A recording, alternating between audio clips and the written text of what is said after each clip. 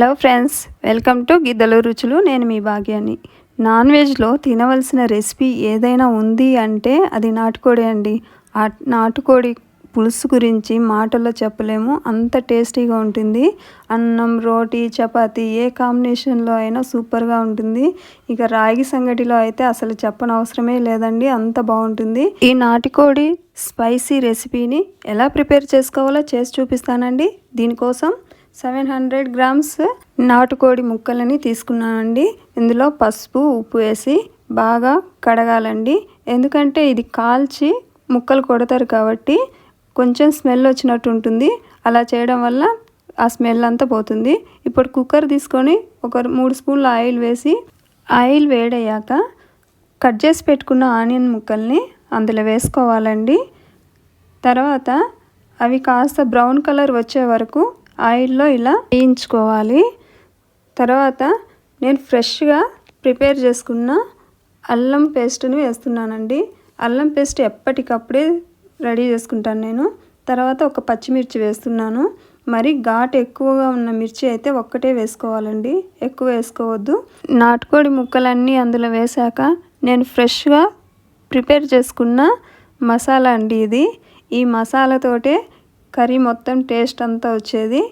అది 2 దాల్చిన చెక్క, 2 లవంగాలు, 2 మిరియాలు అలా పొడిగా చేసుకొని ముక్కలకి బాగా పట్టేట్టుగా కలుపుకోవాలండి. వేసిన తర్వాత ఫ్లేవర్ మొత్తము ముక్కలకి బాగా పడుతుందన్నమాట. తర్వాత నేను రుచికి సరిపడా ఉప్పు వేస్తున్నాను. 1/2 టీ స్పూన్ పసుపు, స్పైసీకి సరిపడా కారము వేశాక ముక్కలకి బాగా పట్టేట్టుగా కలుపుకోవాలండి. గ్యాస్ని సిమ్లో పెట్టుకొని ఇలా 2 నిమిషాలు కలుపుతూ ఉండాలి. తర్వాత నాటుకోడి ముక్కలకి సరిపడా వాటర్ పోస్తున్నానండి. ముక్కలు నిండుగా పోసుకుంటే పులుసు బాగా ఉడికేసరికి పావంతు వాటర్ అవుతుంది.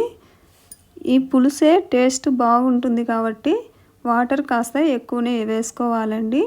చూడండి, ముక్కలు బాగా మునిగిపోయేట్టుగా పోసాను. కుక్కర్ మూత పెట్టేద్దాం. ఇప్పుడు ఒక 4 విజిల్స్ వచ్చే వరకు ఉడికించుకోవాలండి. 4 విజిల్స్ అయిపోయాక చూద్దామండి. పర్ఫెక్ట్గా 80% కర్రీ ఉడికిపోయినట్టే అండి. ఇలా ఆయిల్ కర్రీ పైన తేలుతూ ఉంది అంటే కర్రీ ఉడికినట్టే అర్థం. చూడండి, పర్ఫెక్ట్గా ఉడికింది. ఇప్పుడు ఇందులోకి నేను ముందుగా ప్రిపేర్ చేసి పెట్టుకున్న నాటుకోడి మసాలాని ఇందులో వేస్తున్నానండి.